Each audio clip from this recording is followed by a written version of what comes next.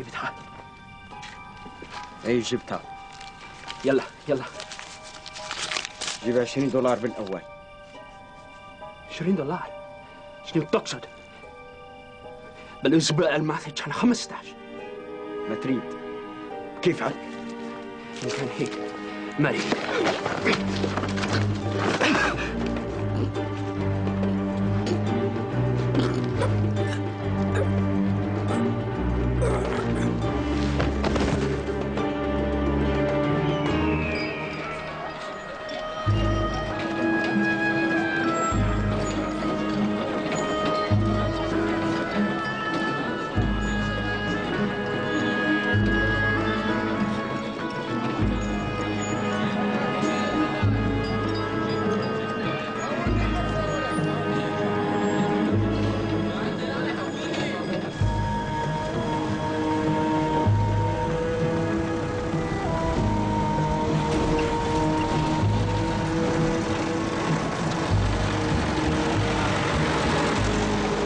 Honestly, sir, it's such a kick to meet the famous Hercule Poirot.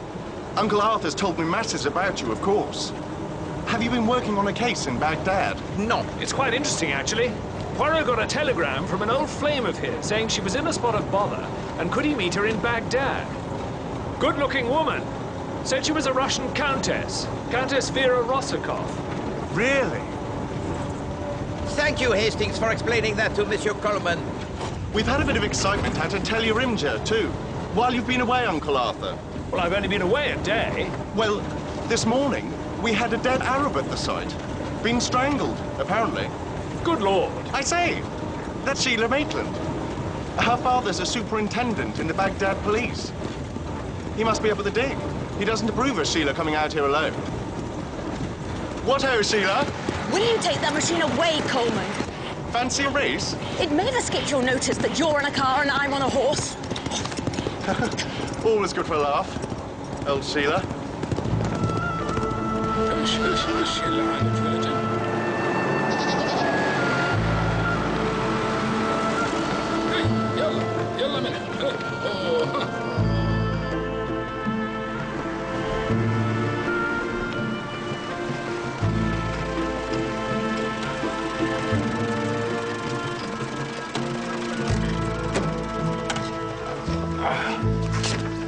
Thank you, Hastings. I say, Poirot, was that tactless of me mentioning the Countess? Could you ever be tactless, Hastings? No. Any news of her yet? No. It's odd, though, isn't it? I mean, she books into the hotel, sends you this telegram, and then when you arrive, she's gone off on some trip. Wait. Hello. Hello. Eric Leidner. Oh! You must be Hercule Poirot, Captain Hastings' famous friend. Oh. It is an honor to meet an archaeologist so distinguished, Dr. Leidner. The honor is entirely mutual. Do be careful. That's Mr. Poirot's luggage. Good afternoon, Superintendent. I say. Ah, there you are, Dr. Leidner.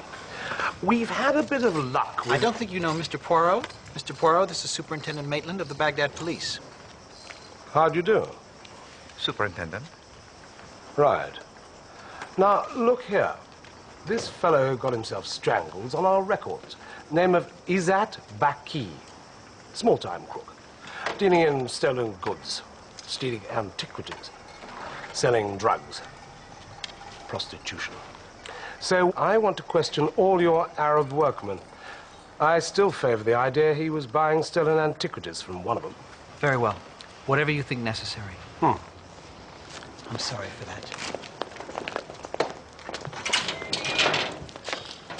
This is where you'll be staying.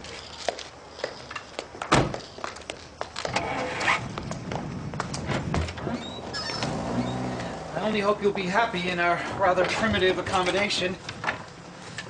No, not at all, Dr. Leidner. I'm a man of the taste most simple. Oh, Lord Bullock. Nasty business, this fellow being killed. Yes. We've had one or two suspicious characters hanging around Tellurimja since we started finding the gold artifacts. You looking for me, Annie? Oh, Dr. Leidner, yes. I was just showing our distinguished guest his room. Mr. Poirot, Miss Johnson, my right hand, you might say. Oh, Dr. Leidner. I'm delighted to meet you, Mademoiselle Johnson. How do you do? I wonder if you could come and cast your eye over the beads I found this morning. Sure. Dinner's at 8, Mr. Poirot.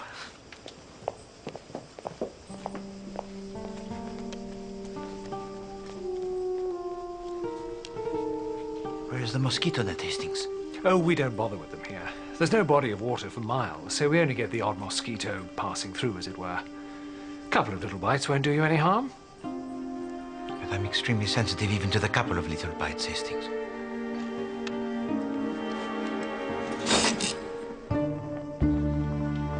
Of course, everyone's getting frightfully excited about this stuff that we're finding here. Bill, I was just coming to look for you. Parallel Avenue. This is Mr. Hercule Poirot. He's come to stay with us. I'm pleased to meet you, Monsieur Poirot. Mon père? I have heard much about your exploits. According to the log, there was a cylinder seal found by Mr. Mercado yesterday, which he gave to you to bring to the Antica. That's right, yes. Do you know where it is? I put it on that shelf there. Well, it's not there now. Well, Everybody on the roof, please.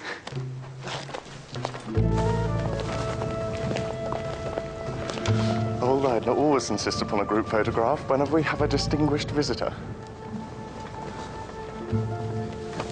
If the back row could move slightly to the left, you're not quite symmetrical. Yep. Captain Hastings, move those querns if there's not enough room.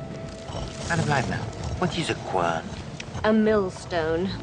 They seem to find more of those than almost anything else. Where's Mr. Mercado? Joseph doesn't like having his photograph taken. Mr. Carey's not here. He's still out at the dig. Now, relax, please, and look towards the camera.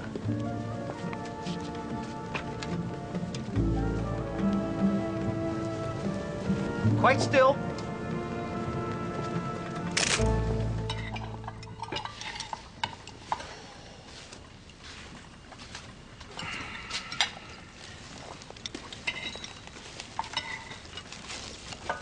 I'm afraid you'll find us a gloomy crowd tonight, Monsieur Poirot. We're very distressed about the poor Arab who was killed. It is a circumstance most unfortunate, Madame Leidner. Was he one of your workmen? It's hard to say. We have so many casual workers. Oh, God. It's all right, Joseph. What's wrong, Mr. Mercado? It's all right. Sorry.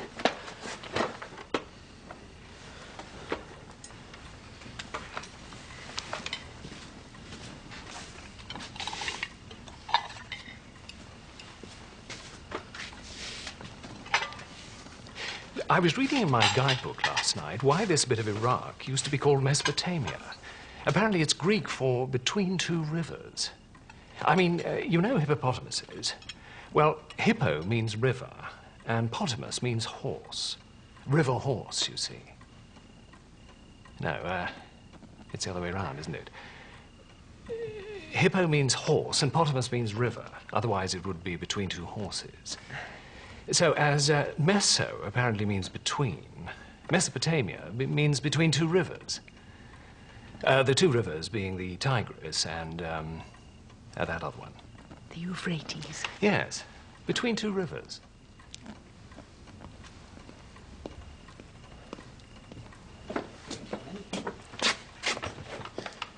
I should have thought you would have known by now that dinner is at 8 o'clock, Mr. Carey. I'm sorry, Mrs. Leidner.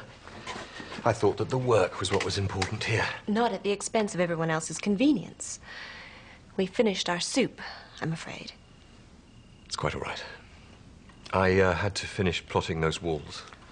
Yes. Yes, of course.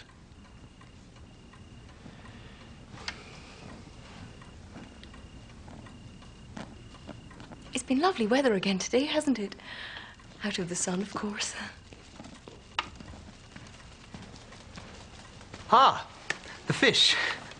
The fish from one of those very rivers of yours, eh, Captain Hastings? Oh, isn't that a sturgeon? They call it a hibiari out here. It's absolutely delicious. Arabs do not understand fish. That Father Lavigny is a strange cove, isn't he? There is certainly something odd about him. Assez curieux. Huh? He is a philosopher, an archaeologist, world-renowned. And from his books, I had the impression of a man of great enthusiasm, of eloquence, and yet he seems not to have to rub together even the two words. Hastings, perhaps tomorrow afternoon I shall return to Baghdad with the postcard. Poirot, look, I've been married a few years now, and I don't mind telling you I've learned a thing or two about the fair sex. Countess Rosikoff isn't coming back, you know. That is as may be, Hastings. But it has less to do with my decision than the fact that in Baghdad the rooms there are lit by electricity, and the sound it is not so prevalent as to get inside the undervest. I do not know how you have borne it for 2 weeks. Well, family, you know. I told young Bill I'd make it a decent visit. You are a man of great courage. Good night, Hastings. Good night, Poirot. Sleep well.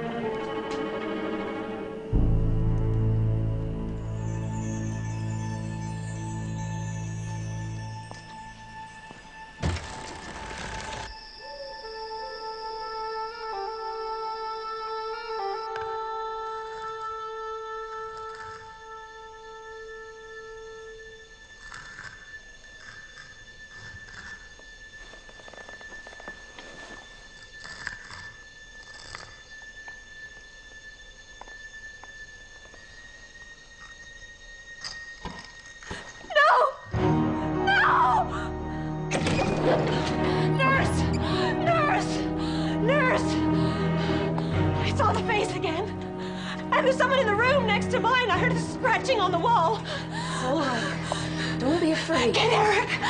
Yes. Get him. Yes.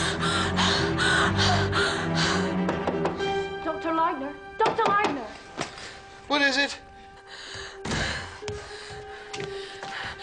I saw the face again at the window, and I heard him scratching on the wall. What's the matter? Mrs. Leibner saw a face at her window, and someone was moving about in the antique room. Right. Nurse! It's all right. Just breathe deeply. That's right.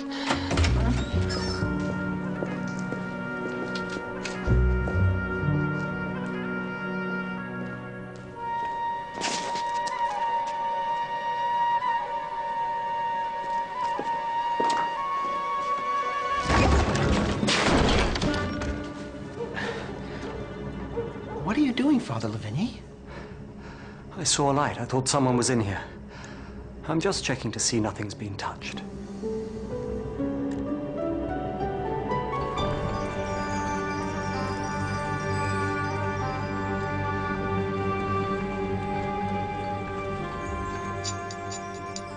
What do you think? Well, it certainly looks like wax. Right here, by the handle. I noticed it when I took its photograph.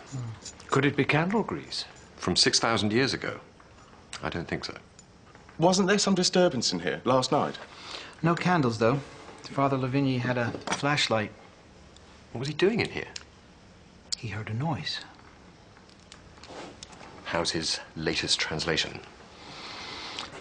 Don't be unfair to Father Lavigny, Richard. We've only found 4 tablets and seals as yet, and one of those has disappeared. I apologize, sir. But everybody says he's a famous epigraphist. I just look forward to seeing his first bit of work.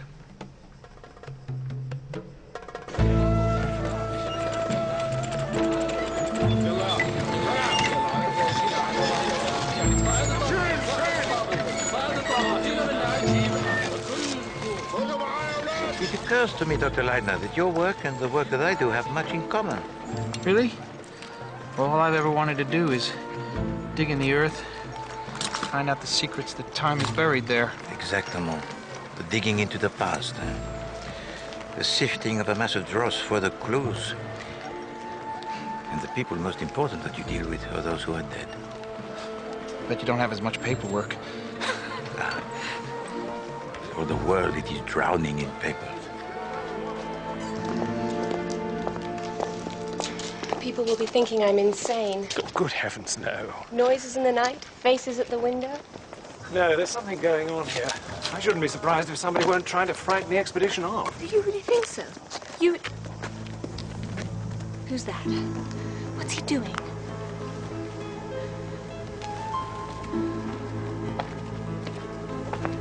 Captain Hastings!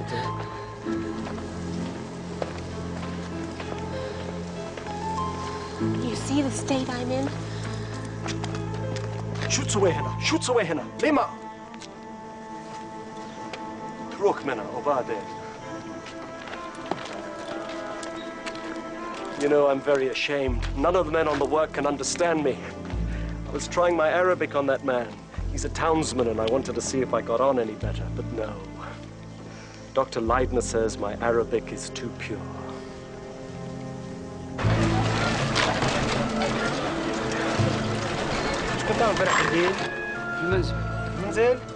He can go next one. Go. Name? Poor little beggar. He's about 6 years old, I'd say. Sent into the next world with nothing but a little pot and a couple of bead necklaces. Or perhaps that is all any of us need, Mademoiselle Johnson. I know it's hard to believe, Mr. Poirot, but I can't tell you what fun we used to have. Dr. Leidner, Richard Carey and I, the first years we worked out here. We were such a happy party. But what, Mademoiselle Johnson?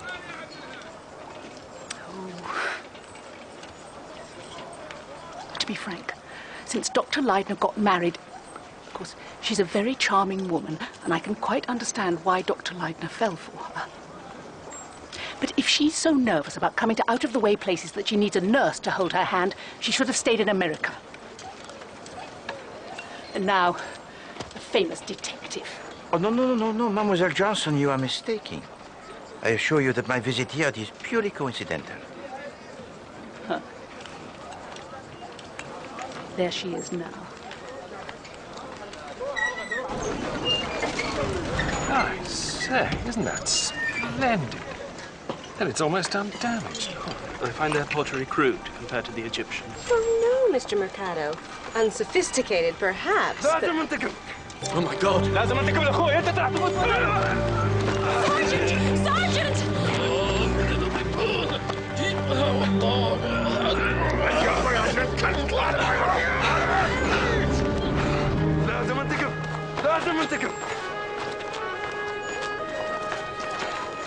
Are you all right, Captain Hastings? Yes, I'm okay. What was all that about, Mr. Mercado? Why do you ask me? The man is mad, obviously. He said he was going to avenge his brother. What brother? I do not know any brother.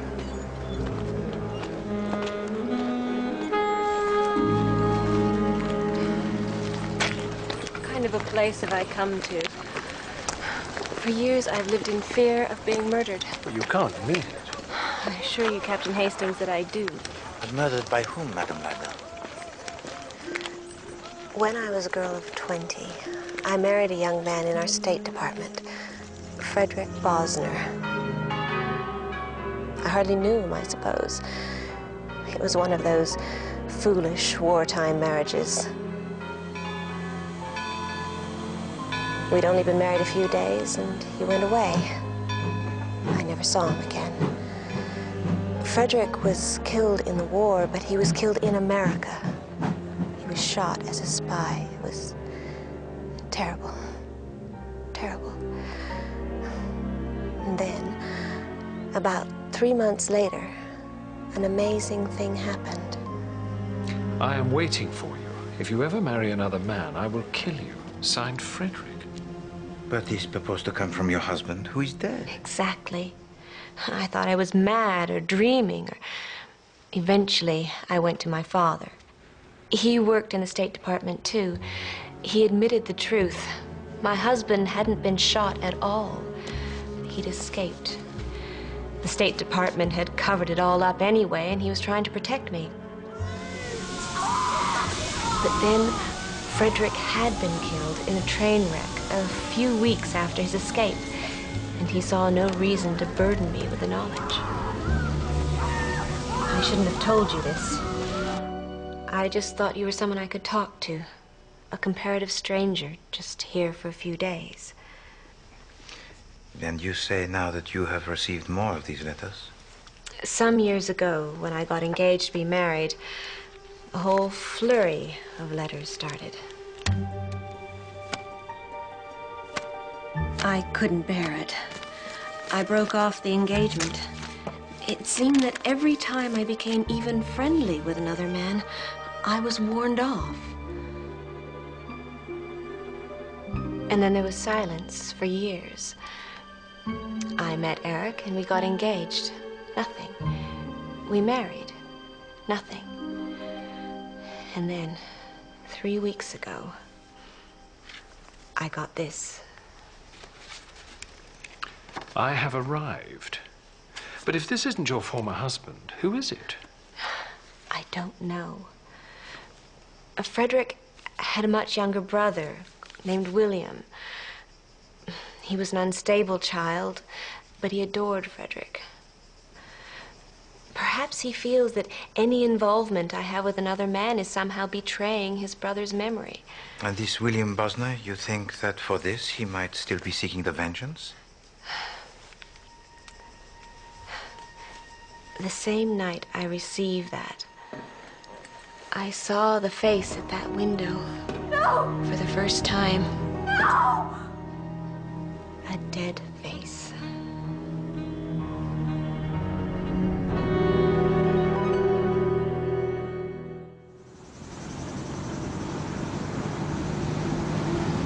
I really don't understand why you're leaving, Poirot. After all Mrs. Leidner told us this morning. I mean to say, there's a damsel in distress, if you like. We're all in bally distress this year. You wouldn't believe what a difference there is. There's Carey. Even he was quite cheerful last year. Believe it or not. He's worked with Leidner for years, of course. So's Annie Johnson. She blames Mrs. Leidner. Thinks her presence spoils everything. Is that your opinion, Monsieur Coleman? No. She's just jealous. She used to run round after old Leidner, darning his socks and making him tea in the old days. I suppose she feels a bit inhibited with Mrs. Leidner around. Whoops! That was a good one. We don't have to get there in 5 minutes, you know. Oh, that's half the fun of this run. You're getting old, Uncle Arthur. Speaking for myself, Monsieur Coleman, I have aged 10 years since I entered this automobile. It's none of your damn business how I behave. Of course it's my business. Now you listen to me, Mr. Richard Carey. Oh, there you are, Louise. I thought Miss Johnson might be up here. She's just going out to the dig. Oh, good. I'll try and catch her.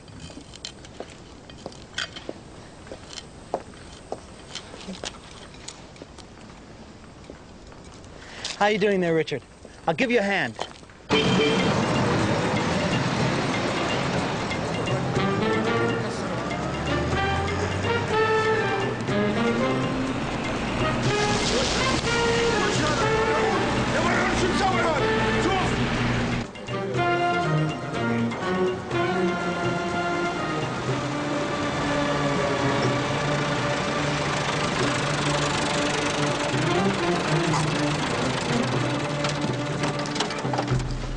I'll post those letters now. Thank you. Tell me, Monsieur Coleman, do you recognize this handwriting? It's the lovely Louise's. Madame Leidner? Yes. Why? No, nothing. It just reminded me of the handwriting that I saw recently of someone else. Good Lord.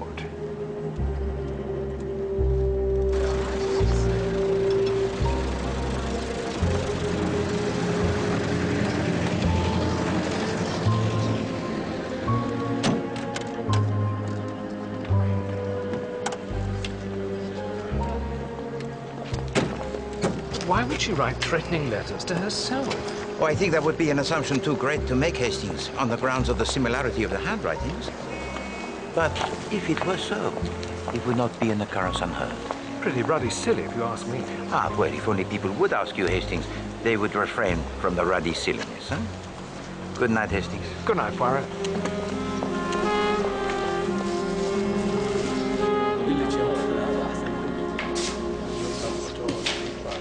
Monsieur, the key to my room, if you please. Certainly, Monsieur Poirot. The Countess Rozakov, she has returned yet to the hotel? Not yet, Monsieur Poirot. Merci.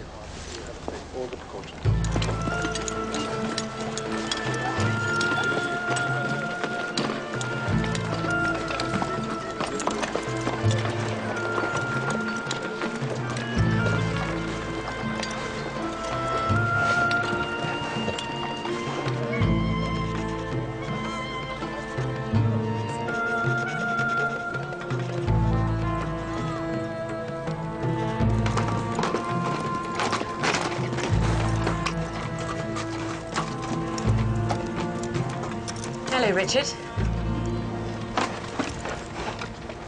Hello, Sheila. You're a long way from home. If Muhammad won't go to the mountain. Why do you never come into Baghdad? There's nothing in Baghdad that interests me particularly. Really? I'm sure we could. Sheila, don't say another word. I am very nearly old enough to be your father. I wasn't saying anything. I don't know what you're talking about. It must be the sun or something. Seems to have gone to your head.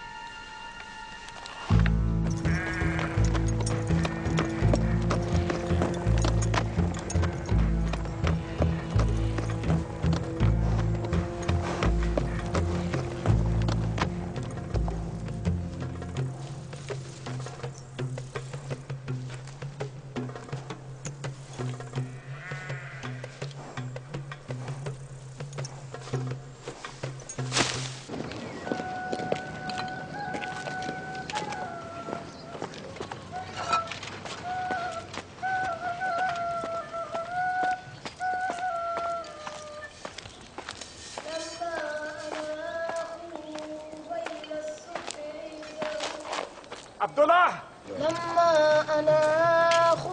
Abdullah! ماذا تفعل هنا؟ سامحني.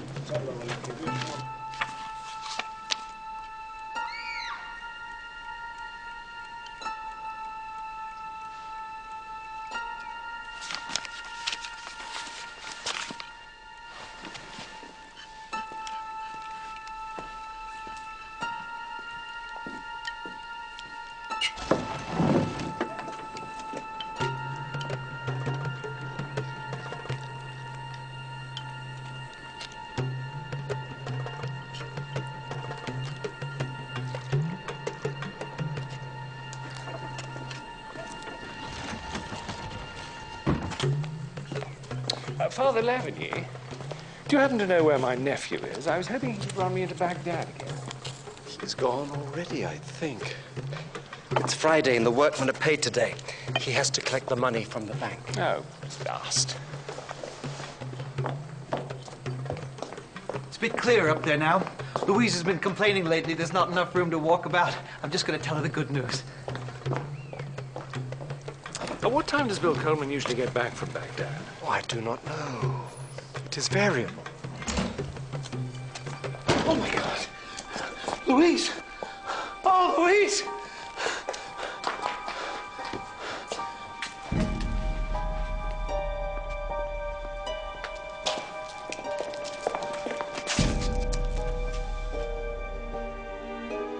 She's dead.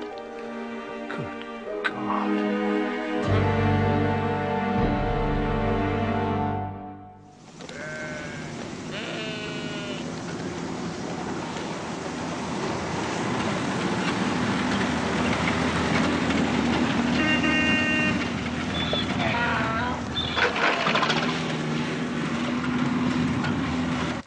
No alcoves, no wardrobes,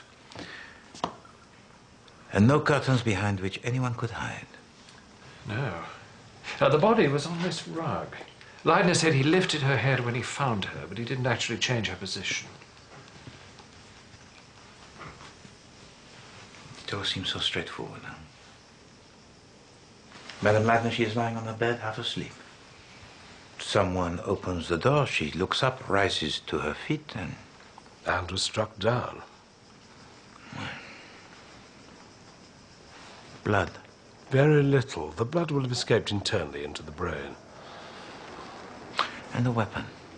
Was there no sign of that? No. Something heavy.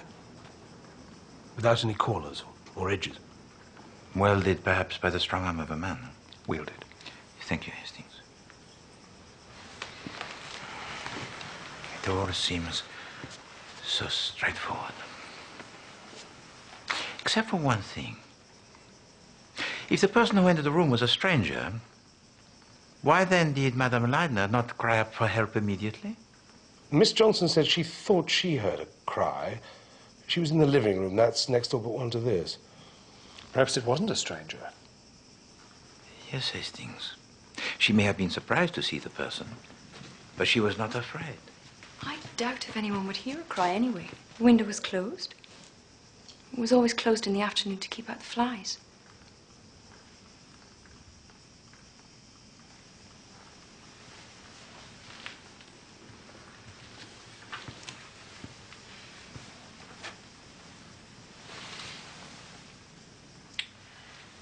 Tell me, Superintendent, what is your opinion? Is that not blood?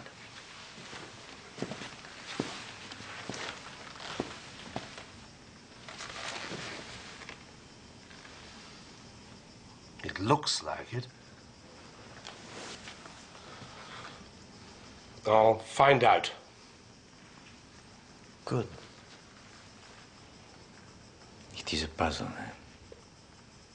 The walls, they are the most solid. The windows, they are closed and barred. So the only way into this room is through that door. And the only way to that door is through the courtyard. And the only way into the courtyard is through the archway.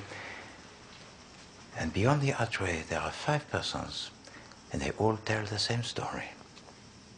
That no stranger entered the courtyard today. And I do not think that they are lying. The room of Madame Leidner, it is there. And you are working here. So the door to her room, it is in your vision all of the time when you look up from your work? That's right. Nobody could have gone in there.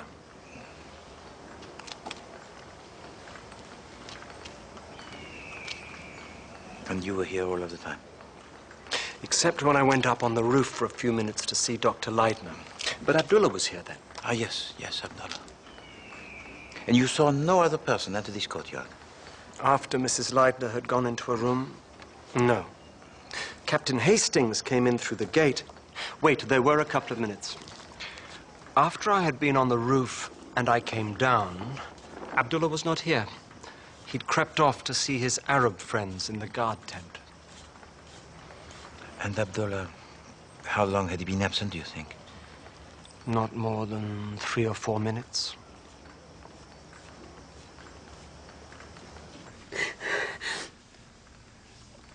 Come on, Marie.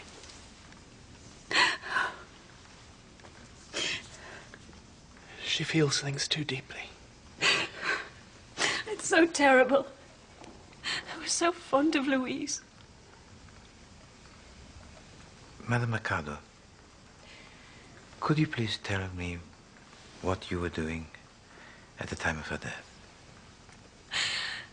I was washing my hair. It seemed so awful. I was quite happy and busy. So you did not leave this room? Not until I came out and heard what had happened. It was awful. Did it surprise you? What do you mean? Oh, no, it's just that she might have confided to you something. No. No, dear Louise never told me anything. Anything definite, that is. Of course, there were the faces at windows and so forth. So there's nothing you can think of that would help us in any way? No.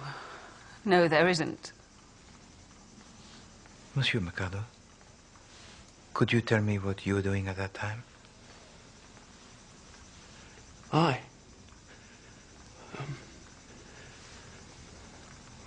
You were in your laboratory, Joseph. Yes, I was. My usual tasks.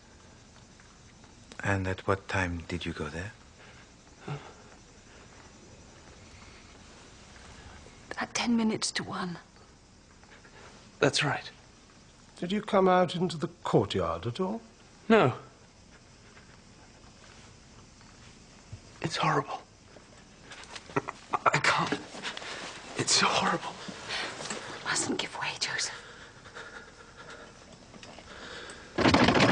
Well, no way in from here, obviously. The window was shut anyway. Why do you think Mercado was so upset? He's a rum cove, I must say. It is probably as his wife says, Hastings. He is still shaken by the attack on him the other day by the workman.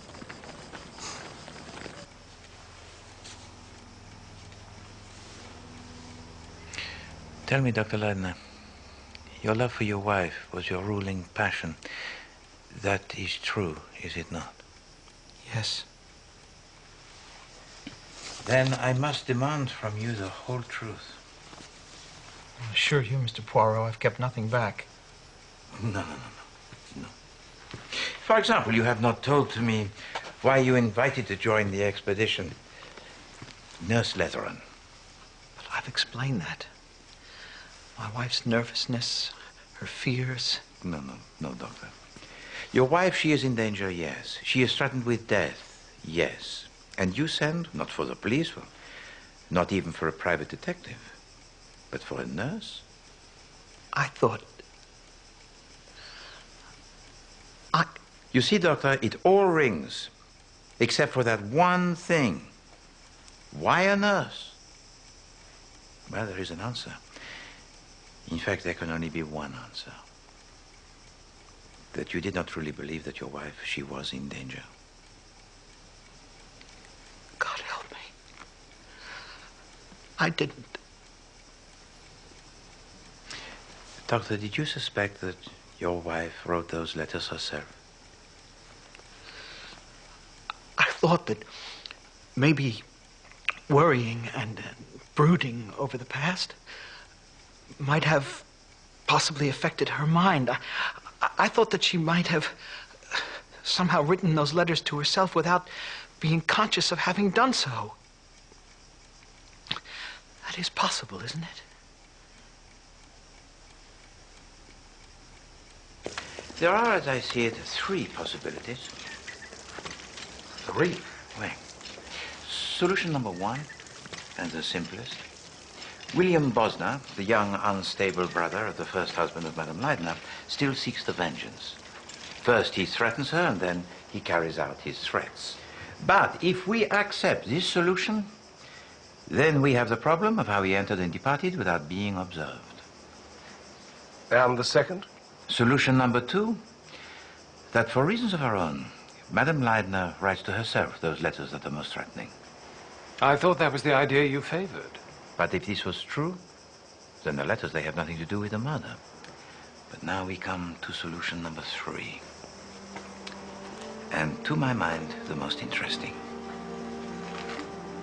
I suggest the letters, they are genuine. That they are written by William Bosner, the young brother-in-law of Madame Leidner, and that actually he is one of the staff of the expedition. Excuse me.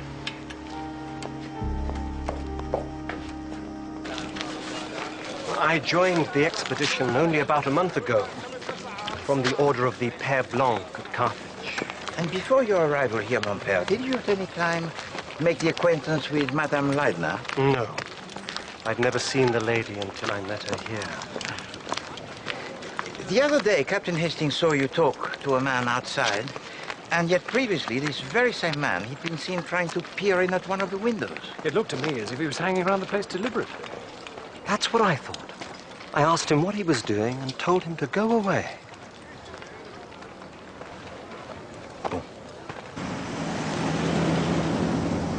Father Lavinie's out of the question. He's a well-known man.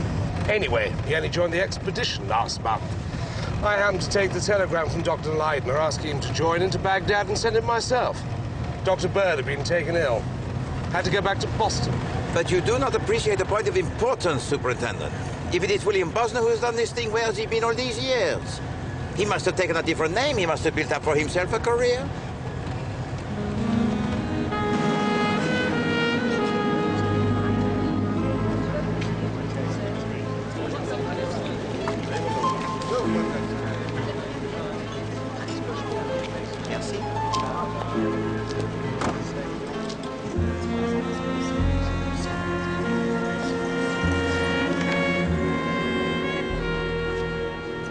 Countess Rosikoff? I'm afraid not, Monsieur Poirot. Good night.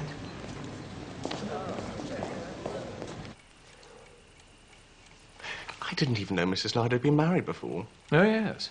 American. Went to the bad during the war. I just wonder what's going to happen to the expedition now. It's very much Leidner's show. I'm sorry to interrupt. Have either of you seen Miss Johnson? She wasn't at dinner. She's not in her room either. You don't think she's made off with the family silver, do you? No, of course not. I just... Well, you know, with a murderer about.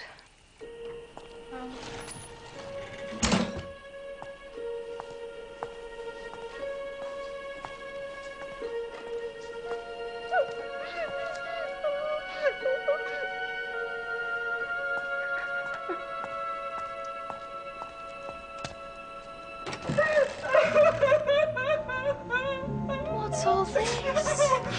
Oh, you mustn't sit here crying all by yourself. Don't, Miss Johnson, don't. Take a hold on yourself. What's upset you, Miss Johnson? It's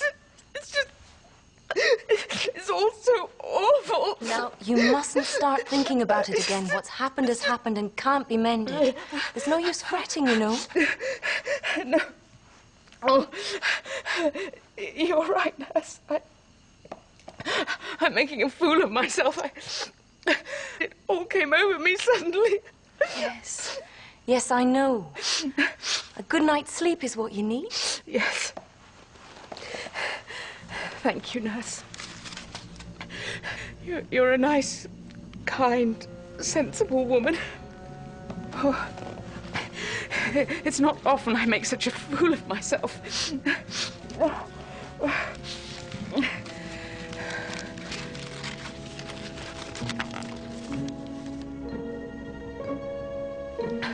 She was never a nice woman. That to me.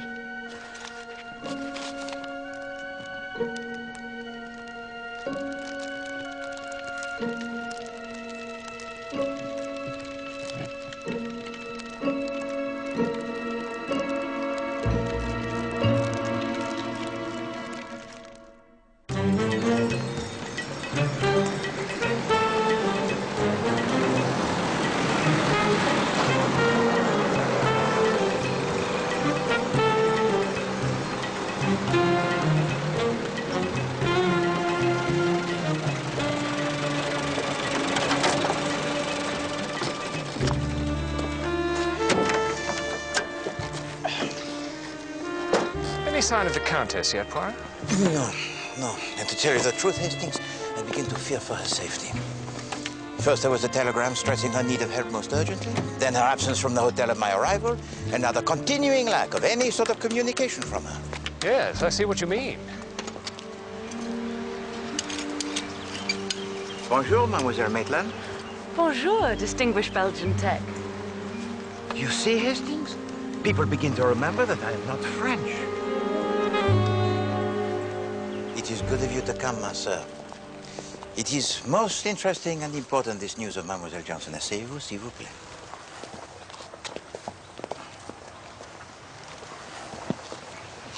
Mademoiselle. She must have murdered Mrs. Leidner.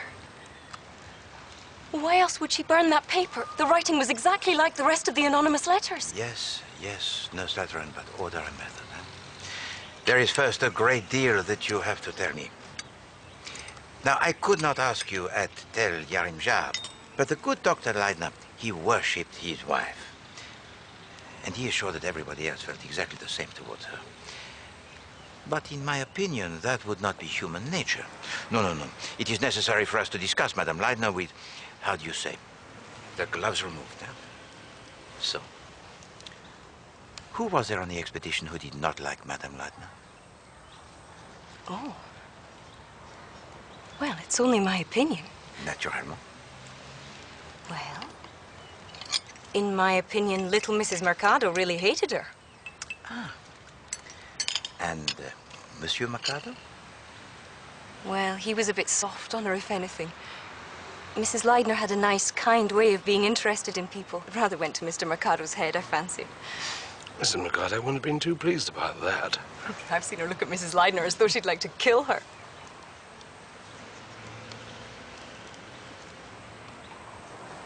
Oh. I didn't mean to say. I mean, she... No, no, no. I understand. What about Monsieur Carey? Well, he was always very stiff with her. And her with him. Perhaps he was jealous, like Miss Johnson, him being an old friend of her husband's, too. What ho, Sheila? Look here. I bought 2 tickets for the tennis club dance. That's not until the end of next month. I know. I wanted to get in before anyone else. Will you come? Oh, all right. Yes, I'd love to. I hope I haven't spoken out of turn. What is your opinion of the younger men, Hastings? William Coleman, for instance? I say, steady on, Poirot. He's my nephew. No, no, he's your nephew by adoption, Hastings. Yes, but all the same. How old was he when he was adopted by your sister and her husband? Oh, 8 or 9. His parents died shortly after the war. They were some sort of distant cousins of Harry Coleman. And where was that, Hastings? In America, actually. Bill had the most peculiar American accent when... I say... No. You know where we must consider every possibility, Hastings. Good Lord.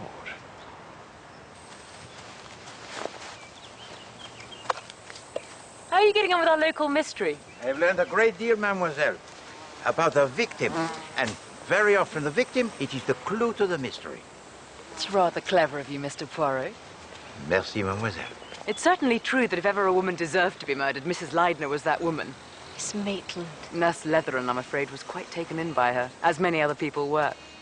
What Sheila telling you, Monsieur Poirot? Take it with a pinch of salt. She and Louise Leitner didn't exactly hit it off. We didn't hit it off because Louise knew that I saw through her. In fact, I wouldn't have much objected to putting her out of the way myself. Then, for the time of death of Madame Leitner, mademoiselle, I hope you have the good alibi. Alibi? I was playing tennis at the club. You can ask anybody. I was always taught you don't speak ill of the dead. Oh, that's stupid. The truth's always the truth. Louise Leitner was the sort of woman who wanted to break things up, just for fun, for the sense of power. And she was the kind of woman who had to get a hold of every male creature within reach. Have you told them about Richard Carey? About Mr. Carey? Well, I've mentioned that they didn't hit it off very well. Didn't hit it off very well, you idiot. He's head over heels in love with her.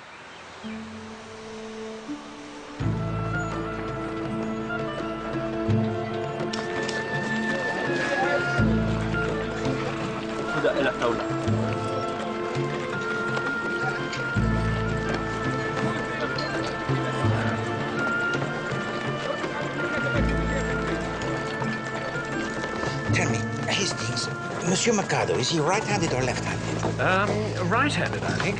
Yes. Ah, bonjour, Monsieur Mercado. Good morning. Not many people visit me out here. You dig too deep, monsieur. It is very difficult on the legs, you understand. These people must have been jolly fit. The lower you get, the more interesting it becomes. Follow me, gentlemen. One interesting thing is that the pottery found above this level, it shows a marked difference. Here, I will show you. If you look at this piece... Ah! Something stung me. A scorpion, perhaps. Vite! Voila. I knew I felt something. But it is not a scorpion, though. Or it would be already swollen. But one cannot be too careful, eh, Monsieur Mercado?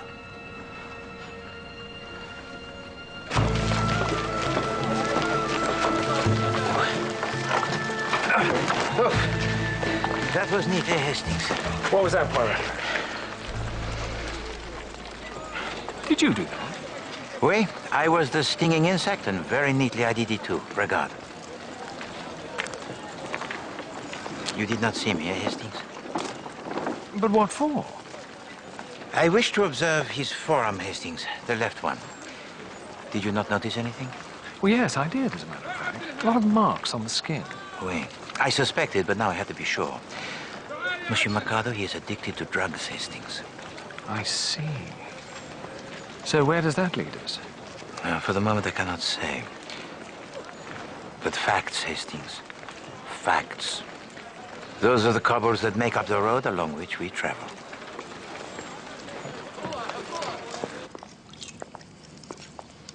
Poirot wants to see if Miss Johnson could really have heard Mrs. Leidner call out when she was murdered, you see. So if you can go in Mrs. Leidner's room and just give a little cry, I'll go in the living room and see if I hear anything. All right. Oh, not a big scream or anything. I mean, not madly terrifying. Just a little cry as if you stubbed your toe or something. Yes, I see.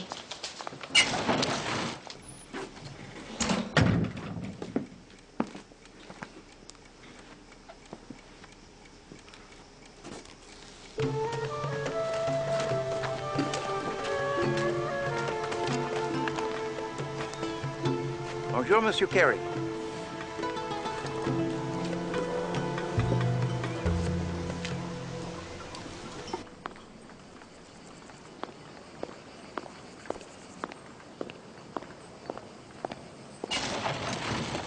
Ready when you are.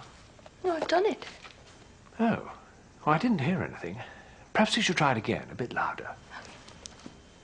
I'm hardly the right person to help you. Mrs. Leidner and I didn't get on particularly well. I suppose I was a bit resentful of her influence over Leidner. We were polite to each other, but not intimate. Explained most admirably, Monsieur Carey. But there are stories going about, and one listens to these stories and bows. What stories? Oh, the usual sort of story. About you and Madame Leidner. What foul minds people have. Vraiment. They're dogs, huh? However deep one buries an unpleasantness, a dog, he will always root it out again. As for myself, I'm always ready to be convinced of the truth. You? I doubt if you'd know the truth if you heard it. Try me and see. All right. I hated Louise Leidner. That's the truth for you. That's the truth.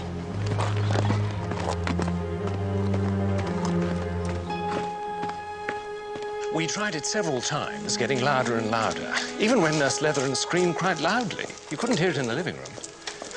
These mud brick walls are damn thick, you know. Good, Hastings, good. The only way we heard it was when we tried it with the window open. For the window to the room of Madame Leidner? Yes. Well, that is very interesting, Hastings. Even illuminating.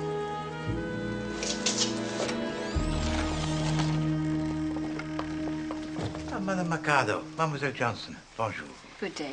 How are you getting on, Mr. Poirot? Oh, it marches slowly, this affair, mademoiselle.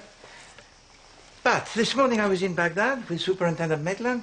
His daughter is a young lady, most charming, n'est-ce pas? Sheila Maitland? Oh, she's all right.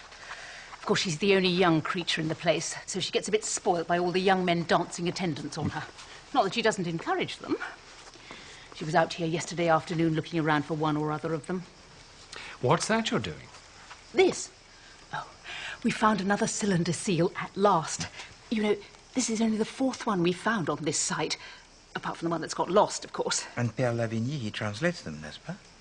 Well, there's not usually much to translate. They're more pictorial, although that varies from age to age. This one's just got a short inscription, just by the picture. It's probably the name of the owner. How old is it? Oh, about 5,000 years. Ah.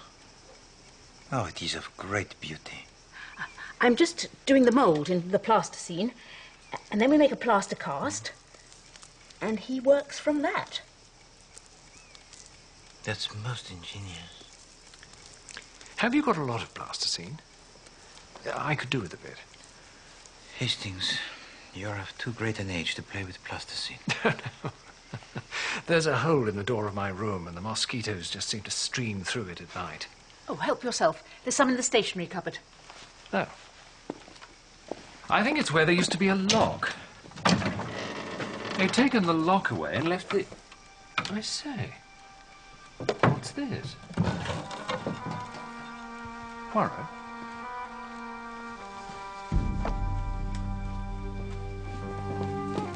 Some sort of mask. How extraordinary. How did that get in there?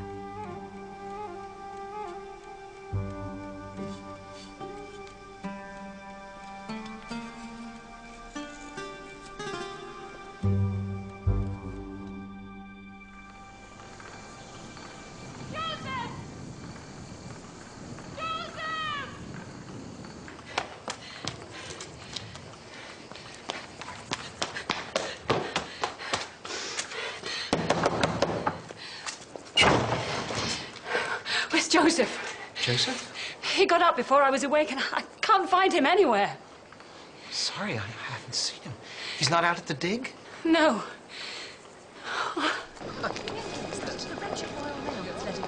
I know, absolutely. What you have to about this postal service, and really it's driving me a complete distraction. Well, all that we can do is just get it out of this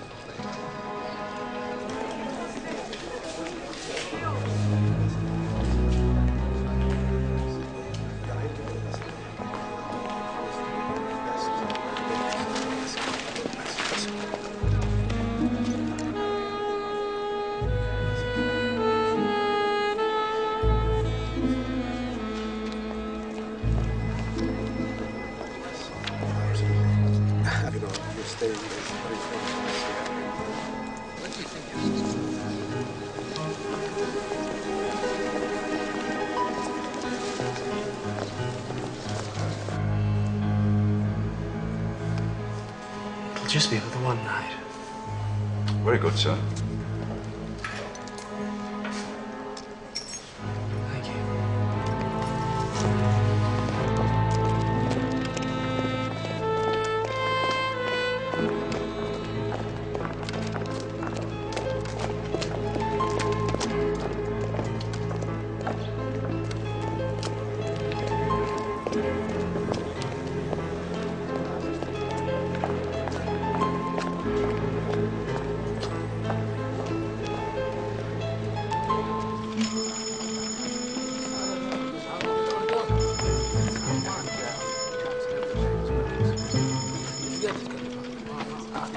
Monsieur, I would like to send these telegrams, this to Tunisia and these three to the United States of America.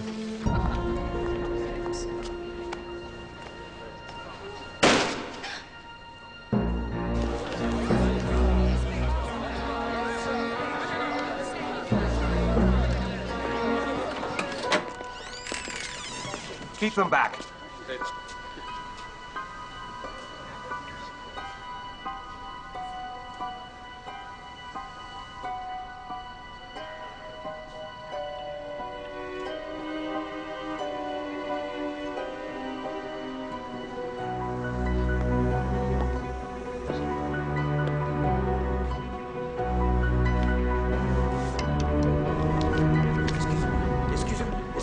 Excusez-moi, s'il vous plaît.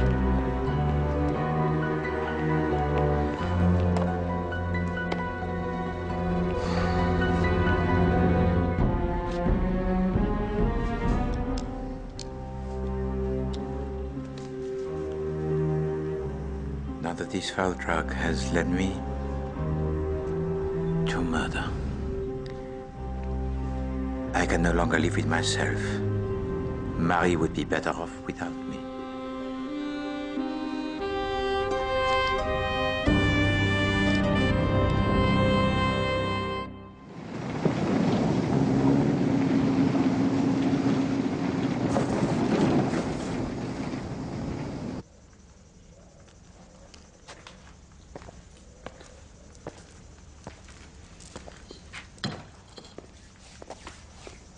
Ah, Captain Hastings!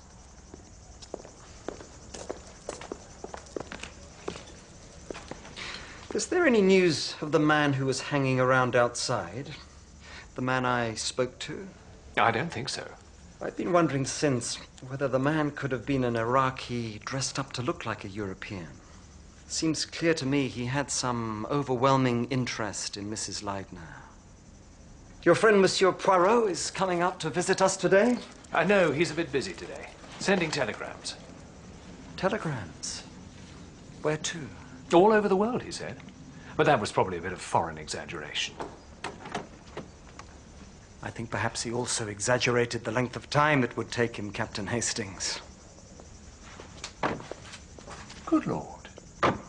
Poirot!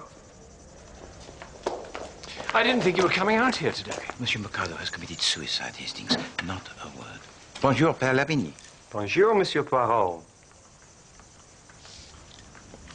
Father Lavigny was asking me about that fellow I saw peering in through the window.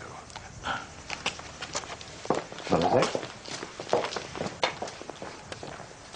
Hello, Abdullah.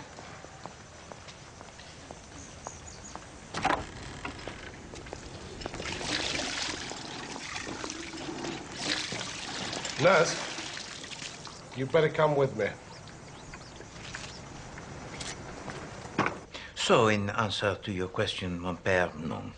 The man is probably of no significance anyway. Ah, that's so beautiful cup.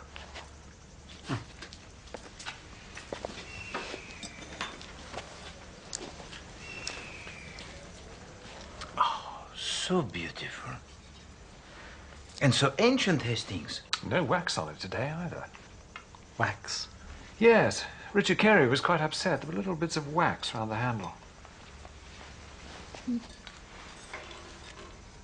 Ah, yes. Candle grease, no doubt.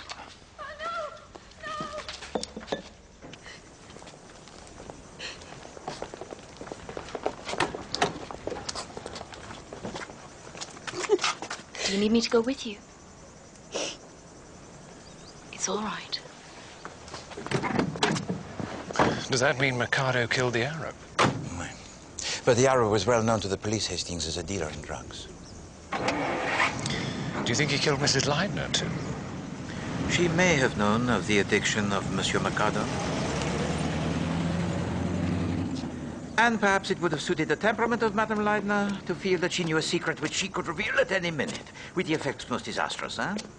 So, for Monsieur Mercado, certainement, he would have had a motive.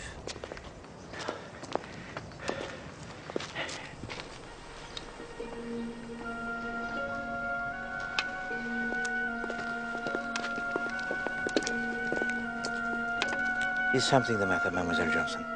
Is it to do with Monsieur Mercado? You must tell me, Mademoiselle. I've just seen something.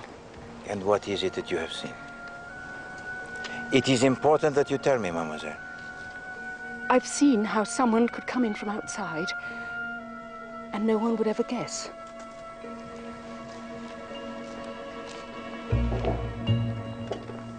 How? You must explain to us, Mademoiselle. I've got to think it out first.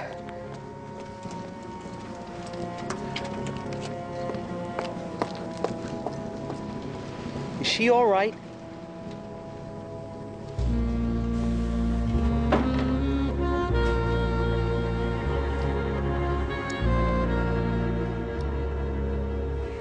Hastings, I think I shall rest here for the night.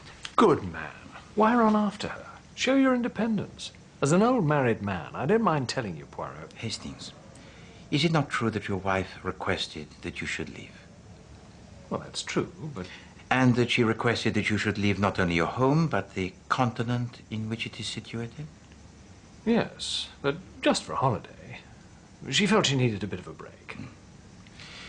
Then perhaps you will kindly not to presume to lecture me as an expert on the psychology of women. I would never have thought it of Joe Mercado. I never suspected a thing. Bien, Dr. Leidner, an addict is always adept to the extreme in concealing his addiction. So where does this put your investigation now, Mr. Poirot? I do not know that it adds to it, nor that it takes away from it, Monsieur Coleman. But this investigation, it marches more slowly than I had expected. But it marches. Only I hope that it holds for us no more surprises. I'm into that. Entrez. I brought you a pair of pajamas, Poirot, and a razor. Oh, that is so good of you, mon ami. Thank you very much. You sure you're going to be all right in here, Poirot? Yes, of course I shall be all right, Hastings. I wouldn't want to sleep in here, I don't mind telling you. Hastings, what is done is done. The room, it is entirely neutral. There are no resonances that are ghostly of the death of Madame Leidner. And perhaps there is something that I may learn. Yes, all the same. Good night, Hastings. What? Oh, well, good night, Poirot.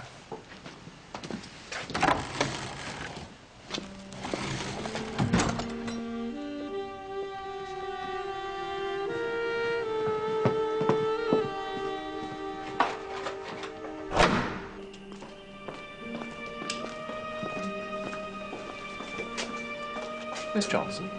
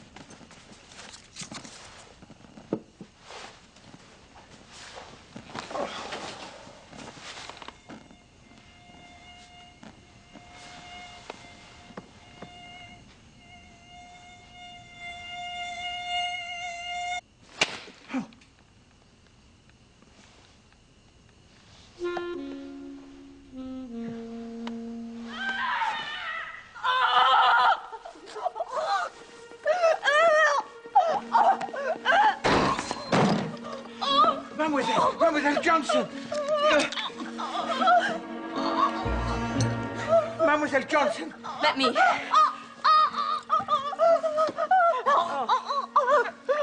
Oh, she's drunk something corrosive. It's all right, Miss Johnson. We'll soon have you better.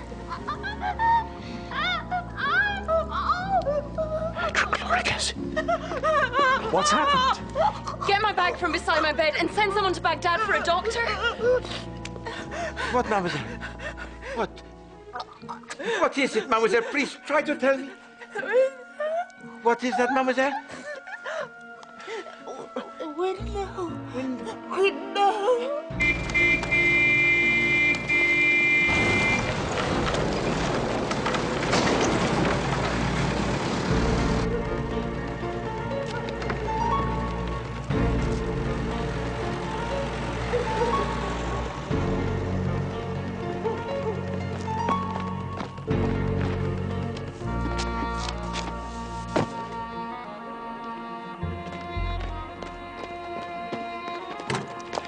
Belgian detective poking his nose in. Much good may it do him. We can be across the border by dawn.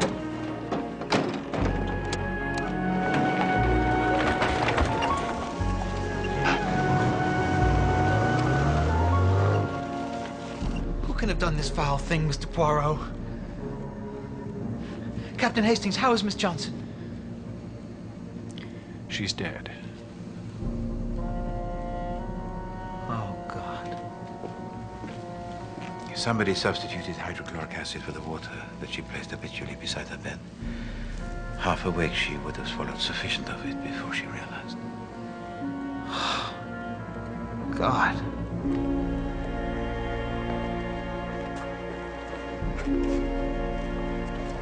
Poor Annie.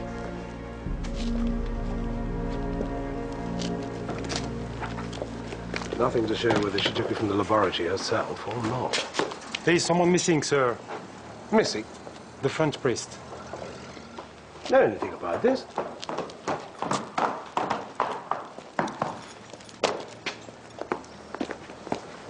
I was at the post office and a telegram came for you. Merci, mademoiselle. What are you doing out here, Sheila? Oh, Daddy.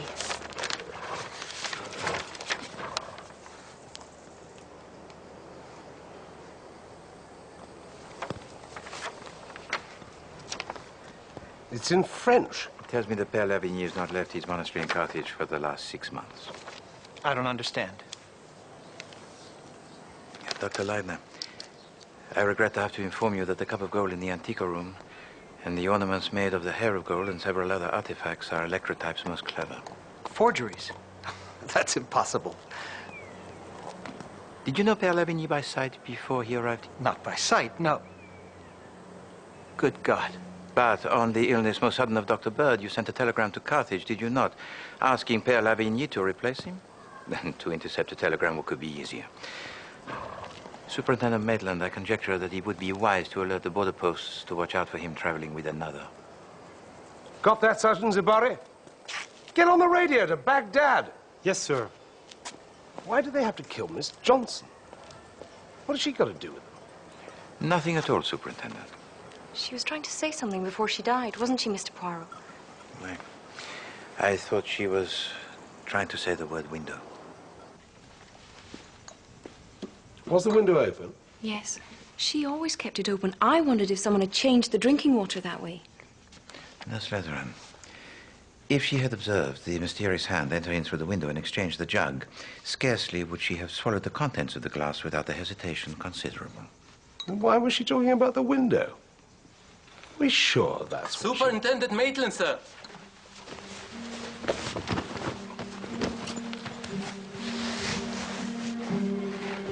Open it.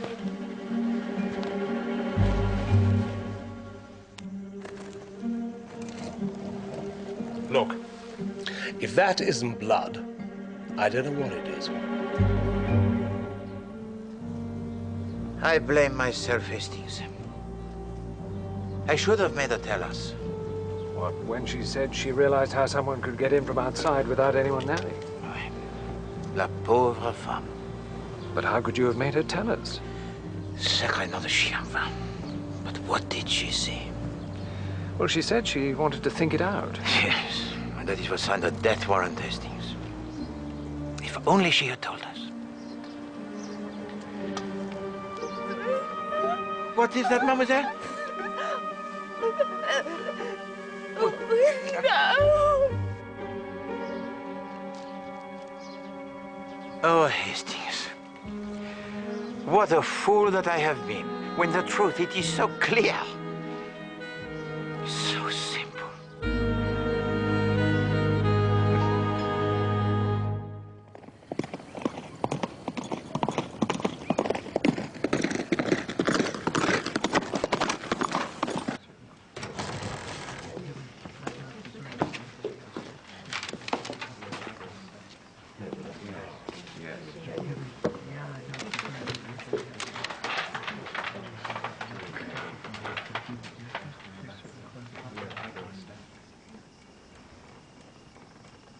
I have said several times in the course of this investigation that this case revolved around the personality of Madame Leidner.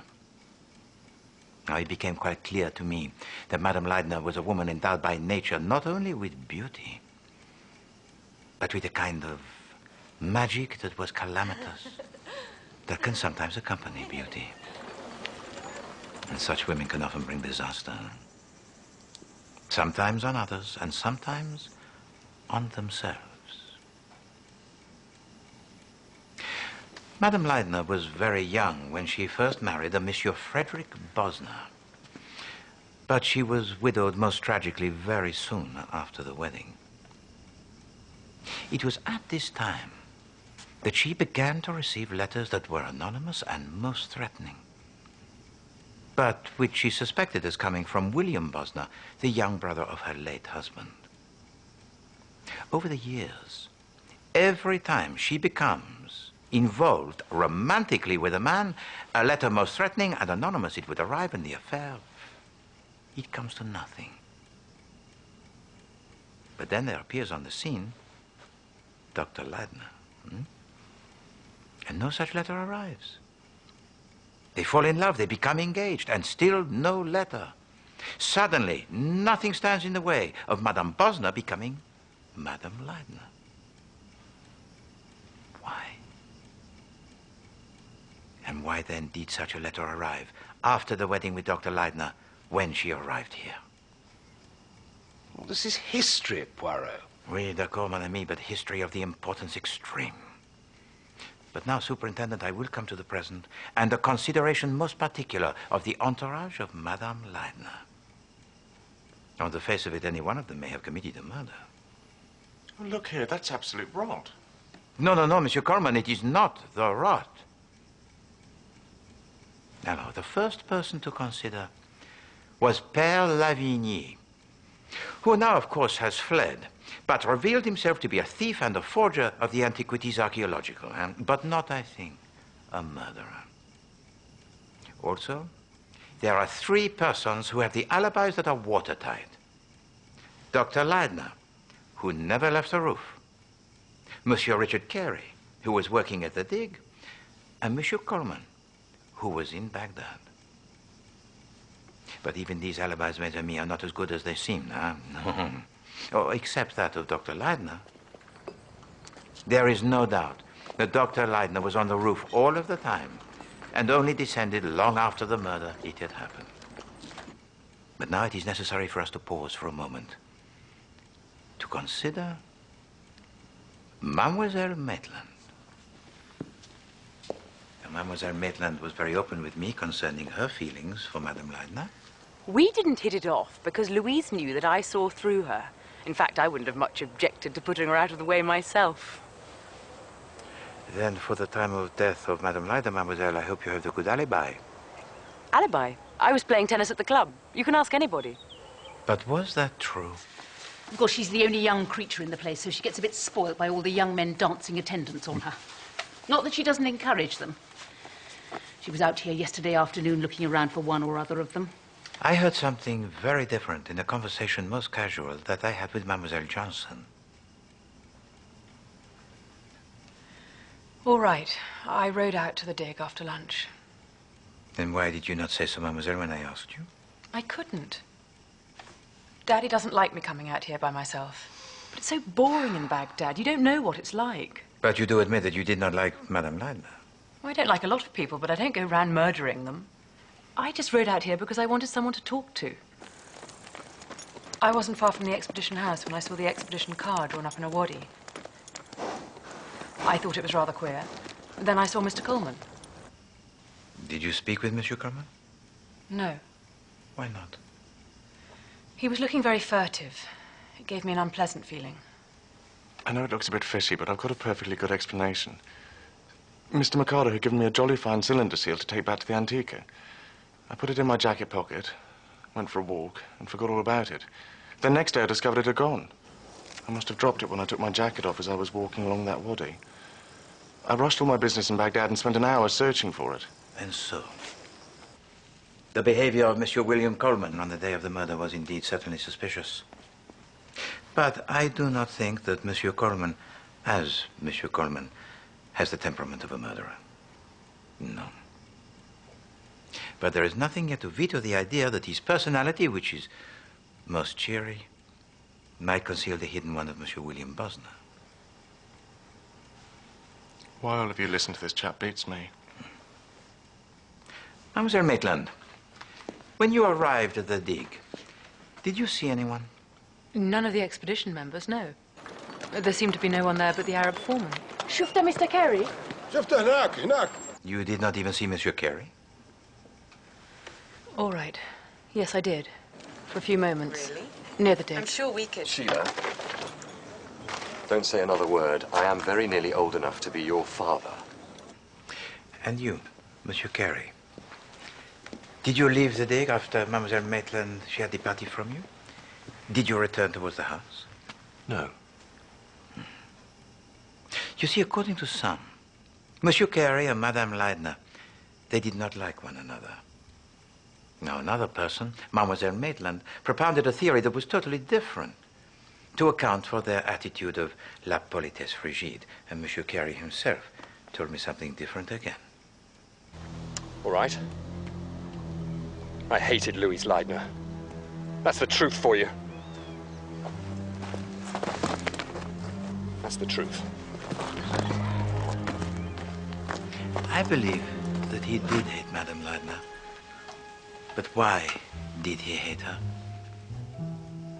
He was, to begin with, devoted to his friend and employer, Dr. Leidner, and quite indifferent to his wife. But that did not suit the temperament of Madame Leidner, no. So she set herself out to trap him. And then there occurred something, I believe, that was totally unforeseen. She fell in love with him, and he was not able to resist her. I suspected something of the sort very early on. And there we have the truth of the state most terrible of nervous tension that he has been enduring. Oh, he loved Louise Leidner, yes, but also he hated her for undermining his loyalty to his friend. Are you accusing me of murder, Monsieur Poirot? You think I'd kill Louise, you fool? No. Merely I am taking you all on a journey towards the truth. And I have established one fact, that every single member of the expedition could have committed the murder, including Nurse Leatheran. I was a stranger. I'd only been here a few weeks. Eh bien, ma sœur, was not that just what Madame Leidner was afraid of, a stranger from the outside? And as a hospital nurse, you could have easily killed Madame Leidner and Mademoiselle Johnson. But I do not think that you are William Bosner. No. Of course, there are many men who can impersonate the women most successfully, but no. It is my belief that Nurse Leatheran is exactly what she says she is. A hospital nurse of the most competent. Oh, thank you for nothing. All along, it had been in the back of my mind that one of the members of the expedition might have some knowledge that they had kept back. Knowledge that would incriminate the murderer.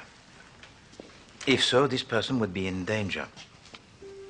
And in this I was proved correct most tragically by the death of Mademoiselle Johnson. 2 nights ago, when Nurse Leatheran discovered Mademoiselle Johnson in tears. Do that to me. The scrap of paper that was discovered by Nurse Leatheran was burned by Mademoiselle Johnson. It is my belief that before Nurse Leatheran entered the room, Mademoiselle Johnson had been tidying up some papers. She must have come across a draft that was unfinished of one of those letters that were anonymous. And the handwriting, it is constructed most carefully to resemble that of Madame Leidner. And the killer has been careless to leave it. But now the identity of this killer is known to Mademoiselle Johnson. She cannot understand it. It upsets her badly. Then on the evening of her death, Captain Hastings and myself discovered Mademoiselle Johnson on the roof in a state of horror most incredulous.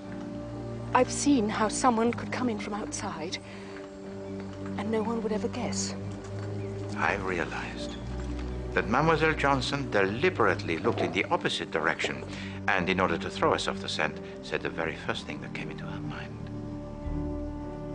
But the murderer had been observing her closely and realizes that she knows the truth. So now she has to die.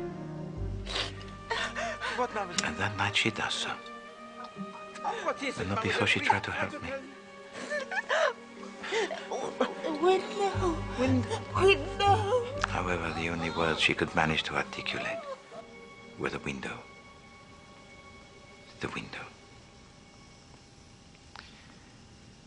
Mademoiselle Johnson was trying to tell me what she had realized on the roof that day. How the murder of Madame Ladner, it had been committed. Eh bien, first of all, you must all realize one thing. That the window to the room of Madame Ladner was on the side facing away from the courtyard. So, Madame Ladner is lying on her bed, half asleep. The mask which has been used already to frighten her in the nighttime begins to tap on the window. But now she recognizes it for what it is. A thing of plaster and ink hanging on a string. She is not frightened, no. She opens the window and turns her face upwards to see who is playing on her the trick. Before the quern of stones smashes down on her head, does Madame Ladner see, I wonder, the face of her murderer? Her scream, it is heard by Mademoiselle Johnson, who is reading in the living room, but heard only because at this moment, the window to the room of Madame Ladner is open, as was proved by the experiment most successful of Captain Hastings. The deed accomplished, the murderer pulls up again the quern by the rope that is attached to it. Have I not said all along that this was a crime passionnel? Alors, Monsieur Frederick Bosner, the first husband of Louise Ladner, loved her with a passion that only a woman of her kind could evoke. But I had dismissed totally from my mind that Monsieur Frederick Bosner could be a suspect in this case because Monsieur Frederick Bosner, he was dead. Had been dead for nearly 20 years. Or had he? Well, certainly he is sentenced to death. But he escapes. Ah, but then, of course, there is the railway accident. No, now, surely he is dead. But suppose he was still not dead. Suppose he manages to emerge from the wreck with a new identity. The identity of a young man who was so disfigured in this railway accident that he is buried as Monsieur Frederick Bosner, and Monsieur Frederick Bosner will be forgotten, n'est-ce pas?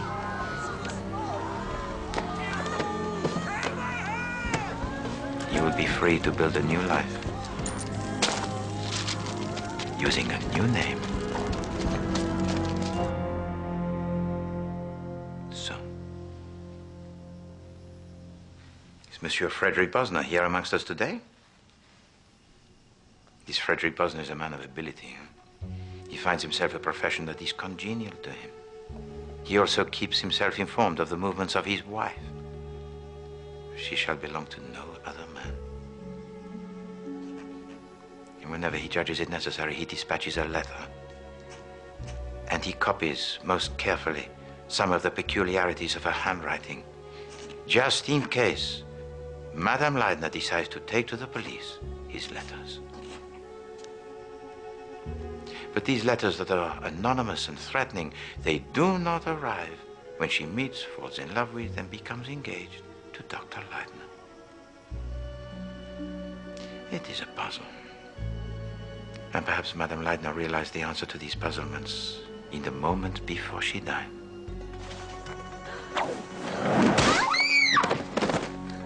Certainly that is what Mademoiselle Johnson had realized. How the murder, it had been committed from the roof. But what Mademoiselle Johnson could not have realized, as Madame Ladner had done, was that not only was the murderer Dr. Ladner, whom she adored, but that Dr. Leidner was indeed Monsieur Frederick Bosner. He has to wait 15 years before the ravages of time to his face and to the memory of Madame Leidner obliterates the old Frederick Bosner. They meet and all goes well. They marry and all goes well. Until into the life of Madame Leidner there appears Monsieur Richard Carey. And that seals her fate.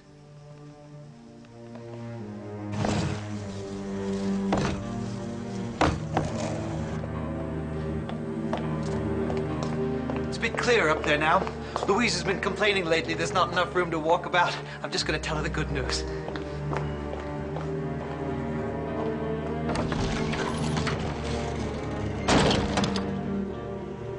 He hurries to the window, closes it and fastens it. He picks up and transports the body of his wife to a point between the bed and the door.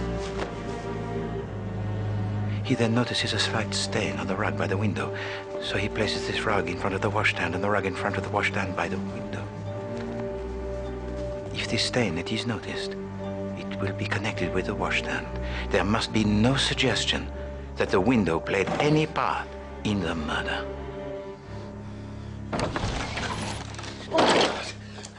Louise! Oh, Louise! A murder most cruel and hideous, Dr. Leidner. And not content with that, you tried to incriminate Mademoiselle Johnson, who was good and loyal to you, who was in love with you, by planting in her room the very quern with which you had killed your wife.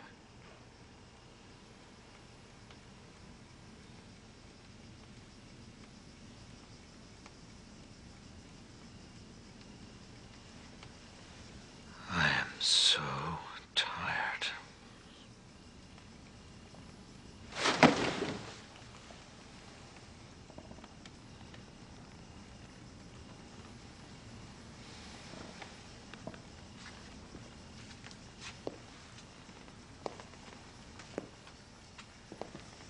I'm sorry about Ann Johnson. That was bad. Senseless. It wasn't me. It was fear on my part. You'd have made a good archaeologist, Mr. Poirot. You have the gift of recreating the past. I loved Louise. And I killed her. But you shan't have her, Carrie. You betrayed me. You betrayed both of us. Oh, if you'd known Louise, you'd have understood.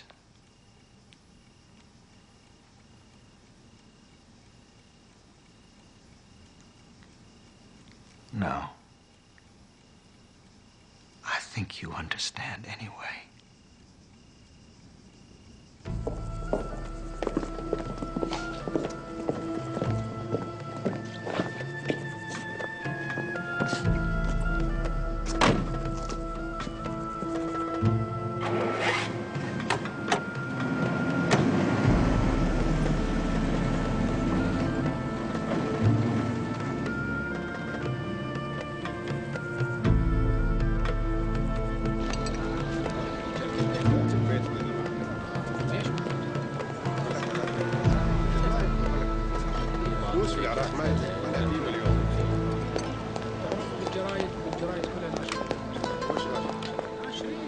What are you doing here, Hastings?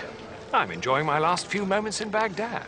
And in 43 minutes, the last train for 1 week, it leaves for Istanbul. Well, it's only 10 minutes to the station, and the cab's round the corner with my luggage in it. How about desire?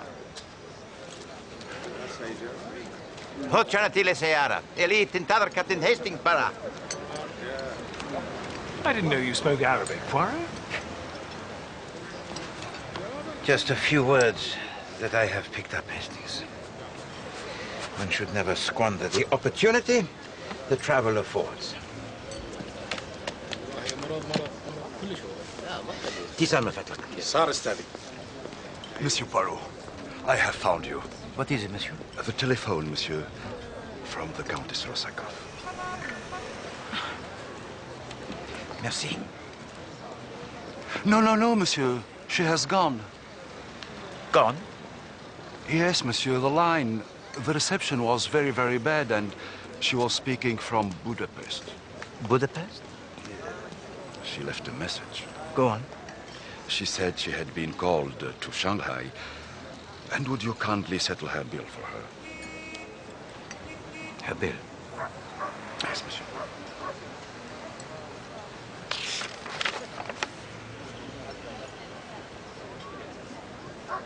She said she would settle up the next time she saw you.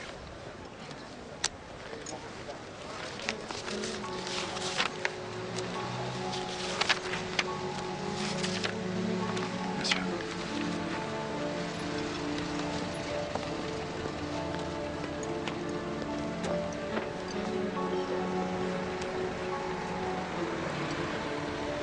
Do not speak, Hastings.